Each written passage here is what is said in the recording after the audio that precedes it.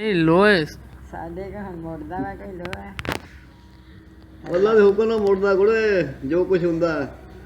ਅੱਲਾ ਕਹਿੰਦਾ ਕੰਮ ਮੇਰਾ ਮੋਝ ਦਾ ਤੇਰਾ ਕੰਮ ਮੈਂ ਕਰਨਾ ਛੋਟਾ ਹੁਣ ਸਭ ਬਣਦਾ ਅੱਲਾ ਦੇ ਹੁਕਮ ਨਾਲ ਬਣਦਾ ਹੈ ਆਪਣੇ ਆਪ ਥੋੜਾ ਬਣਦਾ ਸੀਗਾ ਮੂਸਾ ਦਾ ਇਸਲਾਮ ਬਣਾ ਦਿੰਦੇ ਸੀ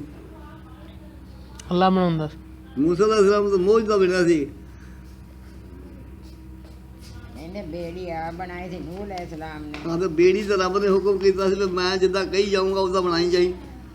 ਦੱਸੀ ਮੈਂ ਜਾਊਂਗਾ ਬਣਾਈ ਤੂੰ ਜਾਈ ਹੈਂ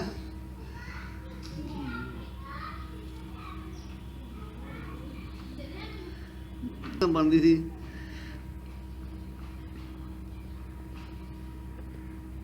ਬੇੜੀ ਨਹੀਂ ਬਹਿਰੀ ਜਹਾਜ਼ ਬਣਾਇਆ ਹੋਣਾ ਵਾ ਉੱਥੇ ਇੰਨੇ ਵਿੱਚ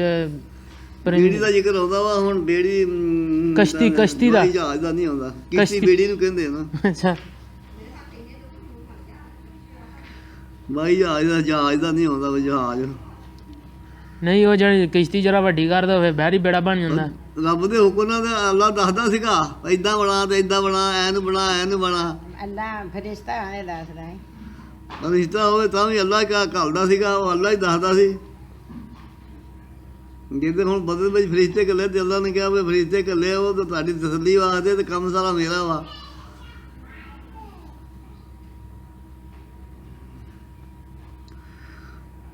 ਕੰਮ ਸਾਰੇ ਸੋਹਣੇ ਰੱਬ ਦੇ ਆ ਮਾਫ ਕਰਨ ਲੱਗੇ ਤੇ ਉਹ ਦੇਰ ਨਹੀਂ ਲਾਉਂਦਾ ਉਹ ਪਕੜ ਲਵੇ ਤੇ ਕੋਈ ਉਹਨੂੰ ਛਡਾ ਨਹੀਂ ਸਕਦਾ ਬਸ ਸਿੱਧੀਆਂ ਗੱਲਾਂ ਆ ਗਈਆਂ